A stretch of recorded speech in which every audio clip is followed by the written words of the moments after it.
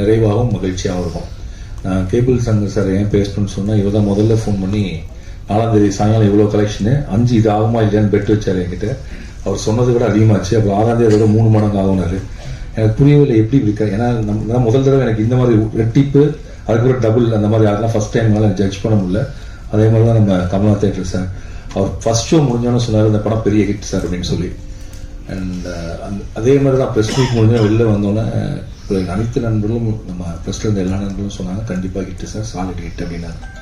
So எனக்கு இந்த வார்த்தை வந்து நிறைய ப்ரெஸ் மீட் போட்டுட்டேன். படம் super sir, extraordinary sir, classic sir, Tamil சினிமாவில் ஒரு படம் இல்லை சார் அப்படின்னு நிறைய பேர் சொல்லுவாங்க ப்ரெஸ்ல. இந்த ஒரு படத்தில் வெளில வந்தோன்னே ஹிட் சார் அப்படின்னு சொன்னாங்க. ஸோ எனக்கு வந்து இந்த வார்த்தையே புதுசாக இருந்துச்சு. ஸோ அதனால அப்படி ஒரு வார்த்தையை எனக்கு அறிமுகப்படுத்தி இந்த படத்திற்கும் அந்த ஹிட்டை கொடுத்த அனைத்து ஊடக நண்பர்களுக்கும் என் உதவி இயக்குநர்கள் சார்பாக, எங்கள் குழுவின் சார்பாக, என் குடும்பத்தின் சார்பாக, ஹாட் ஸ்டாரின் சார்பாக, ஜிகேஎஸ் பிரதர்ஸின் சார்பாக இந்த படத்தை உறுதியாக நம்பிக்கையோடு திரைக்கு கொண்டு வந்த ரோமியோ பிக்சர்ஸ் ராகுல் சாரின் சார்பாக நான் நன்றியை தெரிவித்துக் கொள்கிறேன்.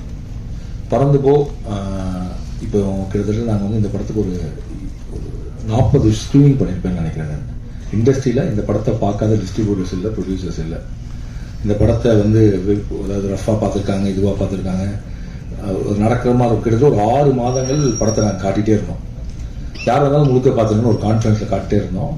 இப்போ எல்லாருக்கும் வந்து என்னென்னா இவர் காமெடி படம் எடுத்திருக்காரு, நல்லா தான் இருக்காங்க. இவர் காமெடி படம் எடுத்து அதை இப்போ எப்படி புரிஞ்சுக்குவாங்க சார், நீங்கள் உங்கள் ஜேர்னல் எல்லாம் வேறு மாதிரி இருக்கேங்கிறது பிரச்சனையாச்சு. அப்புறம் நீங்களும் சிவா சாரும் சேர்ற படத்துக்கு எப்படி சார், சிவா சார் படத்துலலாம் பாட்டு கேட்டு ரொம்ப நாள் ஆச்சு, அந்த படத்தில் 19 பாட்டுனா எப்படி சார் அந்த பாட்டை கேட்பாங்க இப்படின்னு சொல்லி இந்த படத்தை வந்து அப்புறம் எனக்கு அட்வைஸ்லாம் பண்ண ஆரம்பிச்சாங்க. சார் ஏன் சார் ஹாட் ஸ்டார் தான் இருக்காங்க, எதுக்கு கஷ்டப்பட்டு தேட்டர் ரிலீஸ் பண்ணி பேசாமல் ஓடிடிலே விட்டுற வேண்டியதான்னு வந்து அட்வைஸ் மேலே அட்வைஸ் வந்துட்டே இருந்துச்சு. பட் நான் மட்டும் ரொம்ப தீவிரமாக இருந்தேன். இந்த படத்தை எனக்கு ஒரு நம்பிக்கை இருந்துச்சு, தேட்டரில் பயங்கரமாக என்ஜாய் பண்ணுவாங்க, செலிப்ரேட் பண்ணுவாங்க. நான் எழுதுறப்பே அந்த செலிப்ரேட் பண்ணுவாங்கிற நோக்கத்தோடு எழுதப்பட்ட படம். எடுக்கிறப்ப கிட்டத்தட்ட சிவாவுடைய கான்ட்ரிபியூஷன் அது இன்னுமே பெருசாச்சு. கிரேஸ் வந்ததுக்கப்புறம் இவங்க சேர்ந்துலேருந்து படத்தினுடைய காமெடி இன்னும் பயங்கரமாக கூடும். ஆக்சுவலாக நிறைய பேர் சொன்னாங்க இவங்க ஃபர்ஸ்ட் ஹாஃப்லேயே சேர்த்துருந்தா இன்னுமே அதிகமாக செஞ்சிருப்போம், அடுத்த படத்தை பார்ட் 2 தோணுன்னா முதல்ல இவங்க 2 பேர்த்துலேருந்தே தோணுங்க அப்படின்னு அட்வைஸ் வந்துட்டே இருந்துச்சு. ஸோ அப்படி இருக்கப்ப என்னுடைய கிட்டத்தட்ட இந்த படத்தை வந்து நான் வந்து சரி திரையும் கொண்டு வர முடியாமல் போயிடுமோங்கிறப்ப என்னுடைய உதவி இயக்குனர் ராம்சங்கர், அதுதான் ராம்சங்கர் வர. ஸோ இவர்களுடைய நண்பர்கள் தான் ஜிகேஎஸ் பிரதர்ஸ், அவங்க ஊர். அவர் சொன்னார் சார் இங்க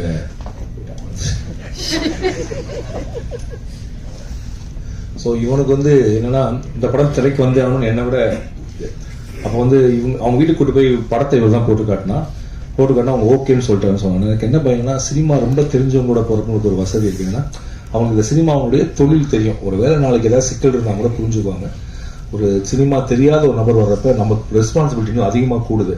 இப்போ நான் சார்கிட்ட தான் கேட்டேன், சார் நீங்கள் 100% உறுதியாக இருக்கீங்களா, இதில் வெற்றி அடைவதற்கு எவ்வளோ வாய்ப்பு இருக்கோ தோல்வி அடைவதற்கு வாய்ப்பு இருக்கு. ஏன்னா சினிமாங்கிறது நம்ப முடியாத ஒரு கேம் தான். இப்படின்னு நடக்கலாம் அப்படின்னு நடக்கலாம்.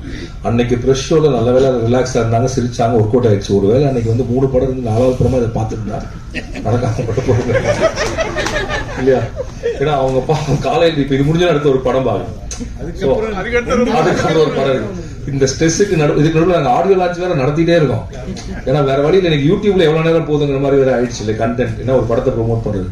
அதனால நல்ல வேலை அன்னைக்கு பார்த்தவர்கள் எல்லாரும் மன அமைதியோடு ஒரு அப்போ நான் கண்டுபிடிச்ச இனிமேல் ப்ரிவியூ ஷோ போனால் அதான் டைமர் லஞ்ச் 3:00 ஒரு வேலை 6-7 கொஞ்சம் டஃப் ஆயிடும். அதனால அன்னைக்கு அந்த ப்ரெஷ் ஷோ தான் சார் எல்லாத்தையுமே படத்தை மாறிச்சு. அதுக்கு முன்னாடி வரைக்கும் நான் சொல்றேன், நாங்கள் வந்து முதல்ல ஒரு இந்த கிரஷ் சாங் ரிலீஸ் பண்ணோம். அப்புறம் நான் நினைச்சேன் ஒரு குறைஞ்சபட்சம் 3 லட்சம் பேர் தமிழ்நாட்டில் பார்ப்பாங்க, 30,000 தாண்டல. ஒரு 24 hours ஆச்சு, எனக்கு புரியவே இல்லை. கீழே வேற யுவன் ஃபேன்ஸ்லாம் வந்து நாங்கள் எடுத்துகிட்டே இருக்கோம், அவ்வளோ கெட்ட வார்த்தைகள் திட்டிகிட்டே இருக்காங்க. என்னடா இது, இப்போ யுவன் ஃபேன்ஸும் கோவிக்கிறாங்க, பாட்டும் பார்க்க வர மாட்டேங்கிறாங்கன்னா. அப்போ தான் திங்க் மியூசிக் சொல்கிறாங்க, சார் சந்தோஷ் தயாரின் புது மியூசிக் டைரக்டர் இருந்தாலும் இல்லைப்பா இதுக்கு முன்னாடி பாட்டலாம் மெதுவாக தான் சார் வரும். அது எவ்வளோ மெதுவானா எனக்கு படம் ரிலீஸ் ஆனதுக்கப்புறம் என்னமோ பயமாயிடுச்சு. ஏன்னா அது கரெக்டாக நம்ம 24 days முன்னாடி ரிலீஸ் பண்ணுறோம். சரி அப்போ என்ன பண்ணலாம் அப்படின்னா மாரிஸ் ஐடியா சொன்னால் நம்ம ப்ரெஸ் மீட் வச்சு ஏதாவது ஒரு டீசர் ரிலீஸ் பண்ணுங்க. ப்ரெஸ்லாம் சொன்னாலும் அந்த படம் வருங்கிற தகவல் போகும். ஏன்னா எல்லாரும் 7 கடல் 7 மலை வரும்னு நினைச்சிட்டு இருக்கப்ப திடீர்னு பறந்து போன ஒரு படம் வருங்கிற தகவலை போய் சேர்ல எப்படி பார்க்க வருவாங்க அப்படின்னு சொல்லி ப்ரெஸ் மீட் வச்சு எல்லாம் நல்லா போயிட்டு இருந்துச்சு. பிரஸ் மீட் பாதிலே ஒரு தகவல் வந்துச்சு, குஜராத்ல ஒரு ஃபிளைட்டே பறந்து போய் பில்டிங்ல மோதிடுச்சு. ரொம்ப வருத்தம். அதே டைம் நம்ம இங்க உள்ளுக்குள்ள இருந்தோம் தெரியல, பட் வருத்தத்துக்குரிய விஷயம் தான். என்னன்னா அப்பதான் மீடியால பறந்து போ படத்தை பத்தியான தகவல்கள் வெளியில வந்துட்டு இருந்துச்சு. இப்போ நாங்கள் ரிலீஸ் பண்ண வேண்டிய அந்த டீசரையுமே அந்த சாங்கையுமே எனக்கு தள்ளி வச்சிட்டோம், ஏன்னா அதுக்கு மேலே இது பண்ண முடியாது. ஸோ இப்போ என்ன நடந்துச்சு, திரும்பவும் நம்ம ப்ரெஸ் மீட் நடக்கும், தகவல் போகும், அதுக்கப்புறம் டீசர் வெளியிட்டா எல்லாம் தெரியும்னு பார்த்தா அந்த வேரி சாங் அந்த டீசராக பாட்டா இது வெளியிட்டோம், இந்த சித்தார்த் சாங் நினைக்கிறேன். ஸோ அந்த சாங்கும் அதே மாதிரி ஒரு திங்கக்கிழமை சாயங்காலம் போட்டோம். திங் மியூசிக் சொன்னாங்க, சார் வெள்ளிக்கிழமை சாயங்காலம் போடாதீங்க, உங்கள் பாடு தாங்காத. நாங்கள் இருந்தாலும் அன்றைக்கி வெள்ளிக்கிழமை ஏதோ நல்ல நாள் எல்லாம் சொல்லிட்டாங்கன்னு போட்டோம். தாங்களே அடுத்து திங்கக்கிழமை வருது. இது முடிஞ்சால் அதுக்கப்புறம் இப்போ இதுக்கப்புறம் என்னதான் பண்ணலாம், இந்த இதுவுமே ஒரு கிக் ஸ்டார்ட்டே வரமாட்டேங்குது. இந்த படந்து போன ஒரு படத்தை உலகத்துக்கு எப்படி சொல்றது, சரி இப்போ டீசர் பண்ணுவோம் அப்படின்னு டீசர் பண்ணுவோம். ட்ரெய்லருக்கு முன்னாடி ஒரு டீசர் பண்ணுவோம். வாரிஸ் அன்பு அண்ட் நம்ம டிராகன் படத்தோட எடிட்டர் பிரதீப் ஈராகு எக்ஸ்ட்ரானரியா பண்ணி கொடுத்தாரு. எனக்கு அவருடைய அந்த எடிட்டிங் ஸ்டைலும் அந்த இதுவும் பயங்கரமாக பிடிச்சது. ஸோ அவர் தான் அந்த டீசர் பண்ணி கொடுத்தாரு. டீசர் பண்ணோம், ஓகே. டீசர் பெருசாக ஹிட்லாம் அடிக்கல, ஒரு 3 லட்சம் பேர்த்துக்கிட்ட ஆர்கானிக்காக போச்சு. சரி படம் கொஞ்சம் பேர் தெரிய ஆரம்பிச்சிருக்கு. இப்படிங்கிற அப்படி யோசிச்சுட்டே இருக்கப்போ சுரேஷ் சார் தான் சொன்னாரு, சார் நீங்கள் இன்டர்வியூ கொடுங்க, 5 வருஷமாச்சு இன்டர்வியூ கொடுக்காம இந்த படம் வருதுன்னு தெரியவே தெரியாது. எனக்கு உண்மையாக இன்டர்வியூல என்ன பேசுறதுன்னு தெரியல, படத்தில் இருக்கிற பேசுறதா என்ன பேசுறதுன்னு தெரியல. அப்போ சொன்னார், நீங்கள் நான் ஒன்றும் இல்லை சார், உங்களுக்கு 10 இன்டர்வியூ செலக்ட் பண்ணுறேன், அதை மட்டும் கொடுங்க, ஏன்னா அவங்க ரொம்ப நாள் கேட்டிருக்காங்கன்னு சொன்னார். அந்த இன்டர்வியூல போய் நான் பேச ஆரம்பித்தேன். உண்மையாகவே நான் என்ன பேச ஆரம்பிச்சேன், என்ன முடிச்சேன்னு ஞாபகம் இல்லாத அளவுக்கு ஒரே நாளில் 4 இன்டர்வியூ 5 இன்டர்வியூ நம்ம கரெக்டாக சொல்கிறோமா என்ன நான் வந்து ஆனால் இன்ஸ்டிங்க்டாக ஒரு கேள்வி கேட்குறாங்க, அதுக்கு பதில் சொல்கிறோம். அது முடிஞ்ச அளவுக்கு நம்மளுக்கு என்ன தோணுதோ சொல்லுவோம், அது மட்டும் வச்சேன். நல்ல வேலையாக அந்த இன்டர்வியூ மூலியமா நிறைய பேர்த்துக்கு இன்னும் இந்த இயக்குனர் ராம் உயிரோடு இருக்கான்னு தெரிஞ்சது போல இருக்கு. அண்ட் அது மூலியமா பறந்து போக தெரிஞ்சுது. அப்போ தான் நாங்கள் ட்ரெய்லர் லான்ச் பண்ணோம். இந்த ட்ரெய்லர் மாதிரி ஒரு மாதிரி அந்த ட்ரெய்லருமே ஒரு நாட் அ ரெகுலர் ட்ரெய்லர், இந்த படத்தோட தன்மைனோ அது இருக்குன்னு தான் நாங்கள் நினைச்சோம். அப்புறம் எல்லாத்துக்கும் முத்தாய்ப்பாக வந்தது அந்த ப்ரெஸ் ஷோ. அந்த ப்ரெஸ் ஷோ முடிஞ்சு நீங்கள் வெளியில் சொன்ன அந்த வார்த்தைகள் இது எல்லாமே தியேட்டர் ஓனர்ஸ்க்கு டிஸ்ட்ரிபியூட்டர்ஸ்க்கு ஒரு பெரிய நம்பிக்கை கொடுத்து ஷோ கொடுக்கலாங்கிற ஒரு இடத்த கொடுத்து, பார்வையாளர்களுக்கு கொடுக்கறது ஒன்று, ஆனால் டிஸ்ட்ரிபியூட்டர் எக்ஸிபியூட்டர்ஸ்க்கு ஒரு கான்ஃபிடன்ஸ் இருக்குல்ல. ஸோ அப்போ உங்களுடைய வார்த்தைக்கு அவ்வளோ பலம் இருக்குது. நீங்கள் என்ன சொன்னீங்களோ அதே தான் நான் தூத்துக்குடியிலையும் பார்த்தேன். நான் நினச்சிருந்தேன் தூத்துக்குடியெலாம் சி சென்டர் பி சென்டர்லாம் வச்சுருக்கோன்னு பார்த்தா கோயம்புத்தூரில் எதுக்கு சிரிச்சாங்களோ அதுக்கு தான் தூத்துக்குடியிலையும் செய்கிறாங்க. கோயம்புத்தூரில் இந்த படத்தை பார்த்து என்ன கேள்வி கேட்டாங்களோ அதே தான் தூத்துக்குடியிலையும் கேள்வி கேட்டாங்க. திரையரங்களும் மல்டிப்ளெக்ஸ் ஆயிடுச்சு. படம் பார்க்குற மக்கள், தமிழ் சினிமா மக்கள் உடைய பார்வை ரசனை வந்து நம்ம தான் ரொம்ப இது புரியுமா புரியாதா, இவங்களுக்கு தெரியுமா தெரியாதுன்னு யோசிச்சுட்டு இருக்கோம். ஆனால் அவங்க வந்து அப்படி செலிப்ரேட் பண்ணுறாங்க. அண்ட் உண்மையை சொல்கிறப்ப ரொம்ப ஈஸியாக புரிஞ்சுக்கிறாங்க. காம்ப்ளிகேஷனே இல்லை. அவங்க யாருமே என்கிட்ட ஏன் இதில் 3 ஆக்ட் இல்லை, இதில் கதை என்னெல்லாம் கேட்கல. ஒரு பையன் எந்திரிச்சு சொன்னான், அவன் பேர் விஷால் நினைக்கிறேன், தூத்துக்குள்ள. அங்கிள் தேங்க்யூ, இதுக்கு தேங்க்ஸ், எங்கள் எக்ஸ்பெக்டேஷன் என்னன்னு சொல்லிட்டீங்க அப்படின்னா. அவன் ஒரு லைனில் கதையை சொல்கிறான், எங்கள் சின்ன பையன் எங்கள் எக்ஸ்பெக்டேஷன் என்னன்னு சொல்லிட்டீங்க. இதுவே எனக்கே இப்படி ஒரு லாக் லைட் இருக்குது தெரியாது. ஸோ அவ்வளோ சுலபமாக ஒரு படத்தை வந்து புரிஞ்சக்கூடிய அளவுக்கு அவ்வளோ லகுவாக இருக்காங்க. அப்போ வந்து அந்த தியேட்டர் விசிட் எனக்கு என்ன பயங்கரமான இதுதான். ஃபர்ஸ்ட் டைம் நான் தியேட்டர் விசிட் போகிறேன். போகிறப்ப எனக்கு எப்போதுமே என் படத்தை உள்ளுக்குள்ள பார்க்குற ஒரு பயம் இருக்கும். இந்த சைலன்ஸ் நிறைய ஏதாவது கத்திடுவாங்க. இந்த தடவை வந்து கைதட்டல் விழுந்துட்டே இருந்தாலும் கொஞ்சம் பயம் கம்மியாக இருந்துச்சு. அப்போ நான் வெளியில் இருந்தேன். சிவா சார் தான் உள்ளுக்கு போய் பார்த்துட்டு சொல்லிட்டே இருப்பார். ஸோ அப்போ அந்த என்னால் வந்து இன்னைக்கு இருக்கக்கூடிய ஒரு 8 வயது பையனோட தொடர்பு கொள்ள முடியுது அப்படிங்கிறப்ப ரொம்ப சந்தோஷமாக இருந்துச்சு. இன்னைக்கு இருக்கக்கூடிய ஒரு சமகால, ஏன்னா என்னோட படத்தை எப்போதுமே பிரச்சனை கட்டுரை தமிழ் எடுக்கிறப்ப அன்னைக்கு இருக்கிற ரிவ்யூஸ் புரியவே புரியாது. ஏன்னா நம்ம அன்னைக்கு 2007 எடுத்திருப்போம்.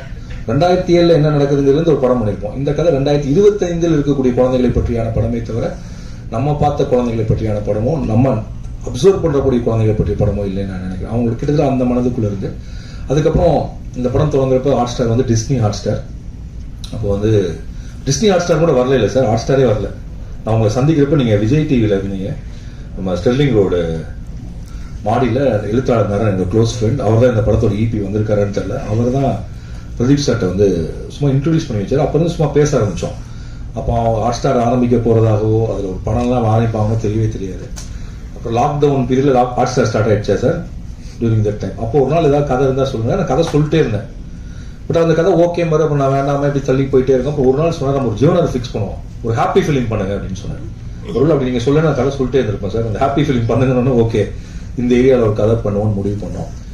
அண்ட் ஃப்ரம் அது மட்டும் இல்லை 7 கடல் 7 இப்போ ஒரு நண்பர் ஆகிட்டாரு. நண்பரான இவருடைய பெர்ஸ்பெக்டிவ் வேறையாக இருக்கும். அவரோட தாட் ப்ராசஸ் ஒரு இதை வந்து எவ்வளோ பாசிட்டிவாக சொல்லலாம், எவ்வளோ பேர்த்து எடுத்துகிட்டு போகலாங்கிறதுல வந்து அவருடைய அனுபவம் அதிகம். ஸோ அவருடைய கைடன்ஸ் அவர் சொல்லக்கூடிய சில வார்த்தைகள் உங்களுக்கு பயங்கர ஹெல்ப்ஃபுல்லாக இருக்கும்.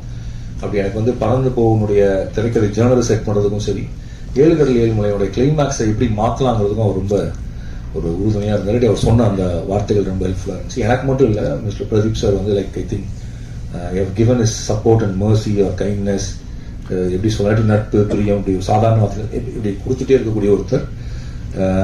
வாழைக்கு அதான் பண்ணாரு, பறந்துக்கு அதான் பண்றாரு. இப்போ நான் அவர்கிட்ட பல பேர்த்து அனுப்பிட்டே இருக்கேன். யார் அனுப்பினாலும் அவர் ஃபர்ஸ்ட் ஃபிலிமா லாஸ்ட் ஃபிலிமா பெரிய அப்படிலாம் இல்லாமல் ரொம்ப நியூட்ரலா ஒரு கதைக்காக மட்டுமே கேட்கக்கூடிய ஒருவர். அண்ட் அவர் இருக்கக்கூடிய பலத்தில் வந்தது தான் பறந்து. Thank you Pradeep sir. And Madhan Karky sir, இந்த படத்தில் இவ்வளோ பாடல்கள்லாம் இல்லை, இந்த படத்தில் வந்து பிஜிஎம் தான் இருக்கிறதா இருந்துச்சு. மதன் கார்கி சார் தான் வந்து ஒரு ஐடியா கொடுத்தாரு. சார் ஒரு கார்ட்டூன் இருக்கு, நீங்கள் காட்டினீங்களா இல்லை அப்படி சொன்னீங்களான்னு தெரியல, சொன்னீங்க. அது இந்த மாதிரி வந்து நெரேட்டிவா நம்ம வந்து பாட்டை பயன்படுத்தலாம், நீங்கள் ஒரு வாய்ஸ் ஓவர் சொல்றது போல பாடலை பயன்படுத்தலாம் அப்படின்னு சொல்லிட்டு எனக்கு ஒரு ஐடியா கொடுத்தாரு. இப்போ இந்த இடத்துல ஒன்று வைக்கலான்னு தோணுன்னா எனக்கு தெரிஞ்சிச்சு. ஓகே சார், கொஞ்சம் இருங்க, எனக்கு கனெக்ட் பண்ணி 22 இடம் சொன்னேன் சார். 22 இடத்துக்கு பாட்டு எழுதிடும். இவர் ஒரு 6 இடம் 7 இடம் நினைச்சாரு, நான் 22 இடம் சொன்னேன். அப்புறம் கடைசியில் படத்தில் 19 வந்துச்சு. அப்போ இதை முடிவு பண்ணுறப்ப யுவன் சங்கர் ராஜா என்னோட பிரதர், அவர் தான் மியூசிக் டைரக்டர். பட் அப்போ அவர் வந்து துபாயில் இருந்தார். பெரிய படங்கள் போயிட்டு இருக்கு. நாங்கள் ரொட்டடாம் படம் செலக்ட் ஆயிடுச்சு, ஒரு வாரத்தில் படம் அனுப்பணுங்கிற மாதிரி சிக்கல். அப்போ நான் சொன்னேன், 19 பாட்டு எழுதிடும், இதை 4-5 நாள் ரெடி பண்ணணும்னா யுவன் சொன்னப்போ இட்ஸ் இம்பாசிபிள், எனக்கு இப்போ இருக்க சுச்சுவேஷன் முடியவே முடியாது. நீங்கள் ஒன்று பண்ணுங்க, நான் பிஜிஎம் வாசிச்சு கொடுத்து அப்படியே வச்சுக்கோங்க, பாட்டு மட்டும் வேற யாராவது வச்சு பண்ணிக்கோங்க அப்படின்னு சொல்கிறப்ப நான் சொன்னால், அப்போ நீங்கள் அதில் ஒரு பாட்டு பாட வேண்டியிருக்குன்னா ஓகே பாடுறேன், அப்படி பாடினா கஷ்டம் வந்தா அப்படி யுவன் சொல்லி திரும்பவும் வந்து சந்தோஷ் தயாநிதியை கூப்பிட்டு வந்தது அதே ராம்சங் தான்.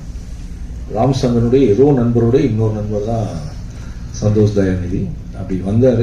6 நாளோ 7 நாளோ கிட்டத்தட்ட அந்த 19 பாடலும் முடிந்து ரெக்கார்ட் பண்ணி எடுத்து ஃபெஸ்டிவல் எடுத்து போனோம். அப்போ வந்து வாய்ஸ் வந்து சந்தோஷோட வாய்ஸ் மட்டுமே தான் இருந்துச்சு. இப்போ வெவ்வேறு குரல் வந்துச்சு. தேங்க்யூ சந்தோஷ். கரெக்டான டைத்தில் வந்து எப்படி முதல்ல உங்களை கூப்பிட்டு வந்தார் ராம்சங்கு, அடுத்தது இவங்களை கூப்பிட்டு வந்தார். சொல்லப்போனால் இது ராம்சங்குன்னு பறந்து போதானே தவிர ராமின் பறந்து போய் இல்லை. தேங்க்யூ ராம்சங். இல்லை சார், உங்களை வந்து சென்னை 28 சொல்லி வச்சிருக்காரு. அப்புறம் கிரேஸோடைய என்ன சொல்றது, கிரேஸனுடைய நடிப்பை நிறைய பேருக்கு பிடிக்கும், தெரிஞ்சு பிடிக்காதுன்னு யாரும் சொல்ல மாட்டாங்கன்னு நினைக்கிறேன். கிரேஸுடைய பலமும் வந்து ஹியூமர். இந்த ஸ்கிரிப்ட் பண்ணப்போ நான் பிரதீப் சார்ட்ட வந்து கிரேஸ் ஆண்டின்னு சொன்னப்போ, அப்போ கிரேஸ் ஆண்டி தெரில, நம்ம ஸ்டோரிலாம் கட் பண்ணி கொடுத்தேன். உங்களுக்கு ஆக்சுவலாக நீங்கள் ஸ்டோரியில் பண்ணிக்க மாட்டீங்க நினைக்கிறேன், நான் பண்ணியிருக்கேன் ஸ்டோரி. அந்த ஸ்டோரியில் கொடுத்தோன்னே அவர் பிரதீப் சார் கரெக்டாக கேட்டார், 100% ஓகேவா, நம்ம மெயின் ஸ்ட்ரீமாக படம் பண்ணுறோம், நீங்கள் வந்து இல்லை சார் நீங்கள் வந்தால் மெயின் ஸ்ட்ரீம் ஆகணும் sir, thanks for believing me. எப்படி சார் இருந்துச்சு கிரேஸ் உள்ளுக்குள்ளே வந்தது? அண்ட் அப்படி அப்புறம் அஞ்சலி இங்கே இல்லை, வழக்கம் போல் நமக்கு உதவி செய்யக்கூடிய ஒரு தேவதை, எங்களுக்கு உதவிக்கூடிய தேவதை, அவங்க வந்து இந்த படத்தில் பண்ணாங்க. Aju is not here, Vijay S Das sir, இப்படி நிறைய பேர் எங்களை சப்போர்ட் பண்ணாங்க. ஏகாம்பரம் சார் இங்கே இல்லை, and is my DOP for 7 கடல் 7 மலை இங்கே பறந்து போ, ஹைலி கோஆப்ரேட்டிவ், அவரையும் நான் அந்த நேரத்தில் நன்றி சொல்ல நினைக்கிறேன். மதி அண்ட் அவங்க அசோசியேட்னு சொல்கிறதா, கோடைரக்டர்னு சொல்கிறதா, எடிட்டர்னு சொல்கிறதா, படத்தில் எடிட்டர்னு கார்டு போட்டிருக்கோம். ஆனால் அவங்க எல்லா வேலையும் பார்த்தான். ஸ்பாட்டில் கோடைரக்டராக இருப்பான், எடிட்டும் பண்ணால், டப்பிங்கும் பார்த்துக்குவான். தேங்க்யூ மதி. அண்ட் சந்தோஷ். என்ன வேறு ஏதாவது மிஸ் பண்ணிட்டேன்னா சிவா சார் மட்டும்தான் சொல்லணும். சொல்லுமா சிவா சார் சொன்ன மாதிரி சொன்ன மாதிரி மித்துல் ராணி தாடா கொஞ்சம் ஸ்டேஜுக்கு வாங்க தாடா ப்ளீஸ். அவங்க அப்பா அவன் டாடான்னு கூப்பிடுவோம், நானும் ஒரு டாடான்னு கூப்பிட ஆரம்பிச்சிட்டேன். இப்போ வரைக்கும் அவர் பேர் எனக்கு தெரியாது. ஆக்சுவலாக அவர் டாடாவே இருக்காங்க, நல்லா கரெக்டான பேர் அவங்க. இவர் ஒன்றும் அவர் நடிக்கலாம் எதுவுமே சொல்லிக் கொடுக்கல, அவனுக்கு எதுவுமே டிக்டேட் பண்ணல, எதுவுமே பண்ணல. ஆனால் இவர்கிட்ட அவனுக்கு கற்றுக்கிட்டது என்னன்னா, இவன் பிறந்ததுக்கப்புறம் ஒரு பார்ட் ஐடி வேலையை விட்டுட்டு ஒரு ஈவெண்ட் மேனேஜ்மெண்ட் கம்பெனி ஸ்டார்ட் பண்ணிட்டாரு. ஏன்னா இவன் கூட பெரும்பாலும் நேரம் இருக்கணும், அதுக்கப்புறம் பகுதி நேரத்தில் அதில் இருந்துக்கலான்ட்டு. நான் நினச்சேன் ஒருவேளை பையனை நல்லா வளர்க்கணுங்கிறதுக்கு அப்படி வேலையை விட்டீங்க அப்படியா சார்னு கேட்டேன். இல்லை சார், அவன் பண்ணுற ஒவ்வொன்றுமே ரசிக்கிற மாதிரி இருக்கு, அந்த மூமெண்ட்ஸை நான் மிஸ் பண்ணக்கூடாதுன்னு நினைக்கிறேன். அவன் வந்து எப்போ வந்து தடுக்கி விழுந்தாங்க தொடங்கி, எப்போ இப்போ மரம் மேலே ஏறுறான், எப்போ சைக்கிள் ஓட்டினா, எப்போ அவனுக்கு ஃபர்ஸ்ட் க்ரஷ் வந்துச்சு, எப்போ ஃப்ளேம்ஸ் போட்டு பார்த்தான், இது எல்லாத்தையுமே ரசிக்கிற ஒரு அப்பா. ஆக்சுவலாக பறந்து போகிற மாதிரி ஒரு அப்பா இருக்காங்களான்னு கேட்டாங்க. அந்த அப்பா இந்த அப்பா தான். தேங்க்யூ தாரா. நீங்கள் இல்லாமல், மேடம் இல்லாமல், அன்பு இல்லாமல் இந்த படம் மித்த யார் இல்லாமல் நடந்துக்கலாம். ஆனால் இவனை நான் கண்டுபிடிக்கிறதுக்கு ரொம்ப நாள் போகிறான், ஒரு 6-7 மாதம் ஆச்சு. தேங்க்யூ அன்பு. இவன் கண்ணத்தை நீங்கள் எவ்வளோ நாள் கில்லாம் ரொம்ப சாஃப்டாக இருக்கும், அவனுக்கு வலிக்கவே வலிக்காது.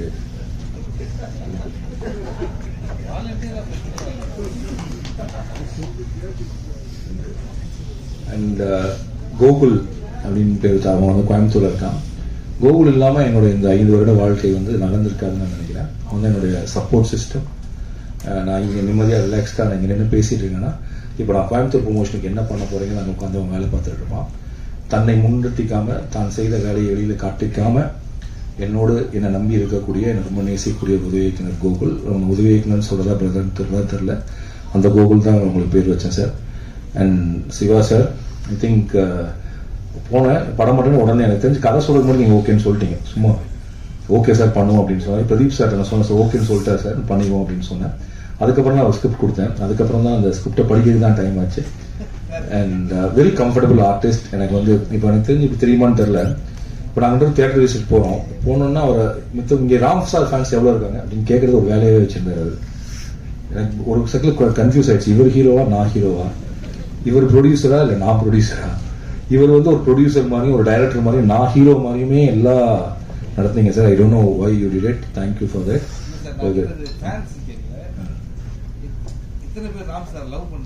லவ் பண்றீங்கன்னு கேட்டீங்க. ஏன்னா முதல்ல I love you Ram sir முதல்ல அப்படியே ஆயிடுச்சு. Thank you sir. அண்ட் சிவா சார்னுடைய அந்த இயல்பு இருக்குல்ல, அதாவது அவர் எப்படி இப்படி பேசுறாரோ இப்படிதான் பேசணும்னு நினைச்சேன். அவரோட ஹியூமர் குறைஞ்சிடக்கூடாது, ஆனால் அந்த கதாபாத்திரமாகவும் இருக்கணும். சார் நீங்கள் உங்களை ரொம்ப அண்டர் எஸ்டிமேட் பண்ணுவீங்க எப்போதுமே. அது மேபி தன்னடக்கம்னு நீங்கள் நினச்சிக்கலாம். Actually one of the beautiful extraordinary actor நீங்கள். இந்த படம் பார்த்துட்டு சார் உங்கள் தமிழ் படம் director Amudhan CS Amudhan phone பண்ணி சார் ரொம்ப தேங்க்ஸ் சார் நான் எதுக்குன்னு. இல்லை சார் தமிழ் சினிமாவில் அந்த காமெடி படம் ஒன்று எடுத்தாலே சிரிக்க வச்சாலே அந்த படம் நல்ல படம் இல்லைன்னு நினைக்கிறாங்க. இப்போ தான் முதல்ல ஒரு ஹியூமர் படத்தை எல்லாருமே ரெகக்னைஸ் பண்ணி ரிவ்யூ எழுதுறாங்க. அதை நீங்கள் ஸ்டார்ட் பண்ணி வச்சதுக்கு ரொம்ப நன்றி சார். அதில் சிவா சார் நடிச்சதுமே வேற மாதிரி இருந்துச்சு. இனிமேல் நாங்கள் ஹியூமர் படம் எடுக்கிறப்ப அதுவுமே கிரிட்டிக்கலி அக்ளைம்ங்கிற கான்ஃபிடன்ஸோட எடுப்போம்னு சொன்னார். அது நீங்களும் நானும் சேர்ந்ததாக சார் நடந்துச்சு. We should do more movies like that. Thank you for that. And நான் ராம்சனுக்கு நன்றி சொல்லிட்டேன். அதான் ஜிகேஎஸ் பிரதர்ஸ். அவங்க எப்படி எங்கேருந்து வந்தாங்கன்னு தெரில, ஏன் ஒத்துக்கிட்டாங்கன்னு இப்போ எனக்கு தெரில. தேங்க்ஸ் ஃபார் என்னை நம்பினதுக்கு நன்றி சார்.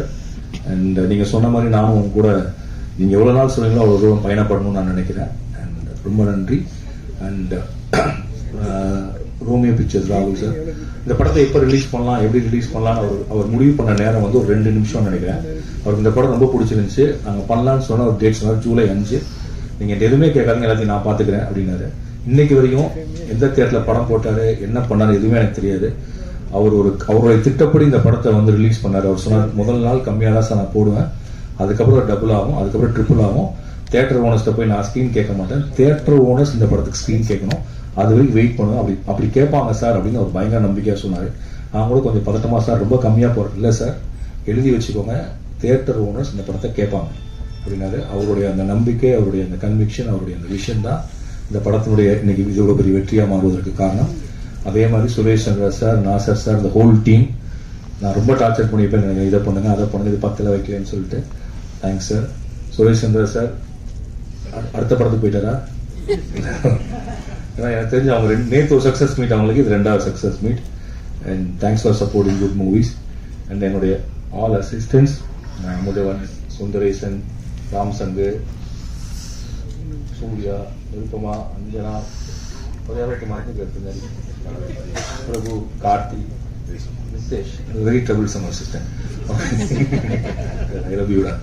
ஓகே ஸோ இவங்க எல்லாருமே என் கூட இருக்கிறாங்க. ஏன்னா ஒரு டைரக்ஷன் டிபார்ட்மெண்ட் தான் ஒரு படம் தொடங்குவதற்கு முதல் நாள்ல இருந்து, திரைக்கதை எழுதுவதற்கு முதல் நாள்ல இருந்து அந்த படம் ரிலீஸ் ஆகி இப்போ ஒரு சக்ஸஸ் மீட், தேங்க்ஸ் மீட்ல வந்து பின்னாடி நின்று வேலை செஞ்சுட்டு இருக்காங்க. இன்னும் எங்களுக்கு வேலை முடியல. ஹாட் ஸ்டார் நாங்கள் டெலிவரி பண்ணோம். இப்போ நான் அந்த டிஏல தான் இருந்தேன். ஸோ அந்த வேலைகளையும் முடிச்சு இப்போ நான் சார் இப்போ வேலூர் வரீங்களா வரலையே? இப்போ அப்படியே ஓகே. இப்போ நான் கிரேஸ் வரீங்கல்ல, ஏன்னா இன்னைக்கு தான் இவங்க ஜாயின் பண்ணி நீ வர ஓகே. ஸோ நான் கிரேஸ் ஆண்டனி, மித்துல் ரயன் என்கிற அன்பு நாங்கள் 3 பேரும் வேலூர் கிளம்பி போகிறோம். வேலூர்லேருந்து தர்மபுரி, கிருஷ்ணகிரி, கோயம்புத்தூர், திருச்சி, தஞ்சாவூர். நாளைக்கு வந்து நீங்கள் கோயம்புத்தூரில் ஜாயின் பண்ணுவோம். Thank you sir. Thank you sir. Thank you sir. அப்புறம்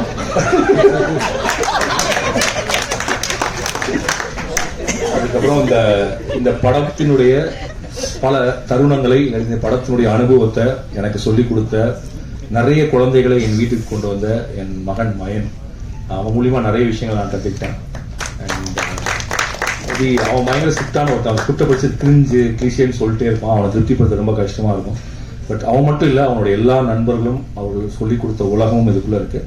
அதுக்கப்புறம் என்னை எப்போதுமே என்னை பாதுகாக்கிற போற்றுகிற என் மனைவியும் என் மகளும் என் அம்மாவும் அப்பாவும், அவர்களுக்கும் மிக்க நன்றி. அவர்கள் இல்லாமல் பறந்து போக மட்டுமல்ல எதுவும் நடந்திருக்கிறது. நன்றி. நன்றி சார்.